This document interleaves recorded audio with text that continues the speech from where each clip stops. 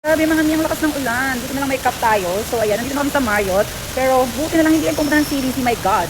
Diyos ko kung hindi tumatakbo ko kasama yung pinsan ko. Shoutout kay Shane. Hi ka. Sana okay na kayo dyan. Diba, summer ngayon, bakit umuulan?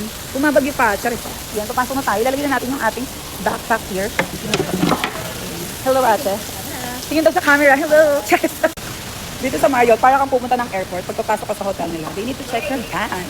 Anyway, Mima, look at my hair, still wet. So, ayan, kukunin na natin yung ating bag. Thank you, ate. Ang ganda ng orchids. Hello. Yung kakabalik mo lang from Korea, tapos pupunta ka na naman dito. Ayan. So, ayan, nakakatuwa yung mga employee dito. Na-miss nila kami. Just tagal na namin, hindi nakabalik. See you guys for my next vlog. Bye! Gusto mo ng G? Nasa comment section. Pinin ko mga mi. Mwah.